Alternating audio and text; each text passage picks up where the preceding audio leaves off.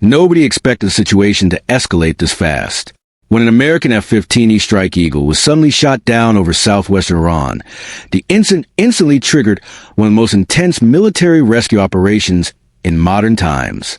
The aircraft went down in hostile territory, forcing both crew members to eject over dangerous mountainous terrain far behind enemy lines. Moments after the ejection, emergency beacons activated automatically. Signals from the pilot's survival radios confirmed they were alive somewhere on the ground. Within minutes, alarms rang inside the Pentagon, and a massive search and rescue mission was launched without hesitation. Dozens and hundreds of aircraft were ordered into the air. Fighter jets rushed forward to establish air superiority, while specialized search and rescue command aircraft began coordinating the growing operation. High above Iran, C-130 rescue coordination planes organized communications, monitored intelligence feeds, and directed every moving asset involved in the mission. Below them, HH-60G Pave Hawk rescue helicopters flew dangerously low across rugged mountains and deep valleys.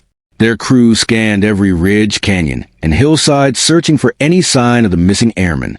Far out at sea aboard U.S. aircraft carriers, combat alarms suddenly echoed across steel decks. Marines who had been waiting in full readiness immediately understood what the alarm meant. For days they had remained on standby, weapons prepared and gear packed, expecting a rapid deployment order at any moment. Now that order had arrived. Marines grabbed rifles, helmets, and heavy combat packs before moving quickly through tight ship corridors toward the flight deck. Ladderways filled with rushing footsteps as soldiers climbed toward helicopters already preparing for launch.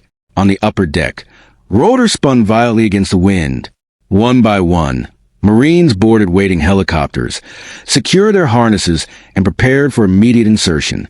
Within seconds, aircraft lifted into the air and turned east, flying directly toward Iranian airspace.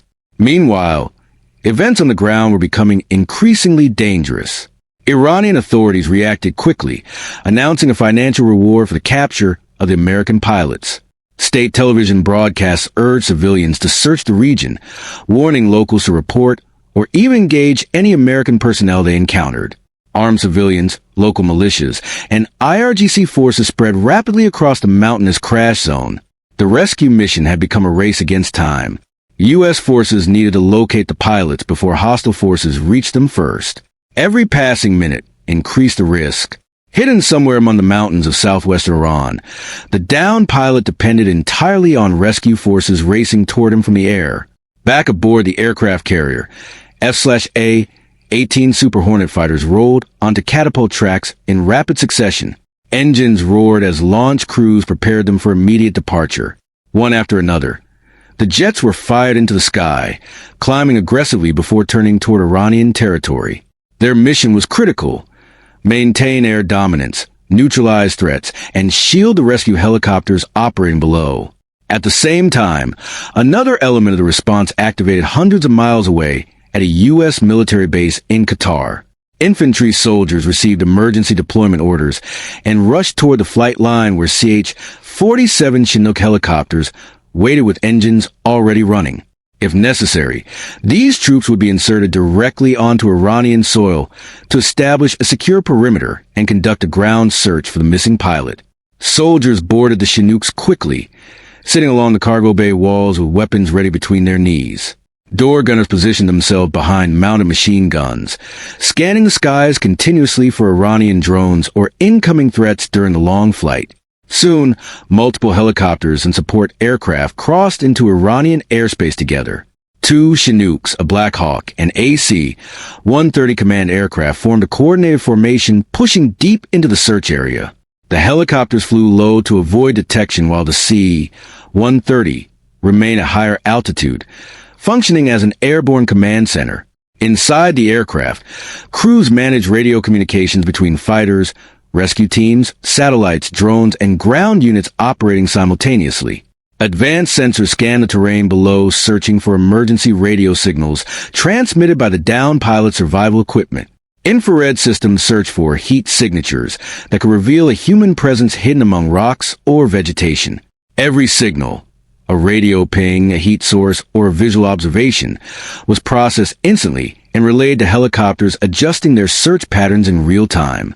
Closer to ground, H-1Z Viper attack helicopters moved slowly across the mountainous landscape.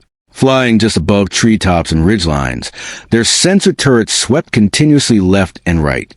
Thermal cameras examined valleys, ravines, and wooded slopes where a survivor could hide from hostile patrols. Gunners remained alert, ready to respond immediately if armed fighters or enemy drones attempted to engage the rescue force. Unlike transport helicopters, the Vipers were built for combat. Equipped with 20mm cannons, rockets, and Hellfire missiles, they protected the entire search operation while ensuring no threat could approach unnoticed.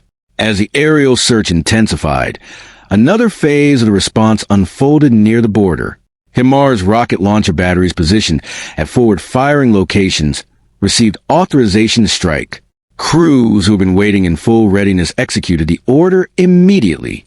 Launch systems activated, coordinates locked, and rockets erupted from launcher pods in rapid succession. Missiles streaked into the sky, trailing fire and smoke, arcing toward Iranian military positions connected to the shoot-down. Air defense installations, IRGC staging zones, and regional military infrastructure became primary targets. The barrage was fast, precise, and overwhelming. Within minutes, dozens of rockets impacted across multiple locations, sending a clear signal of retaliation. Immediately after firing, HIMARS vehicles relocated to alternate positions to avoid counterstrikes and prepare for potential follow-up missions. The message delivered by the operation was unmistakable. The downing of an American aircraft would not go unanswered, and the full weight of U.S. military power was now in motion.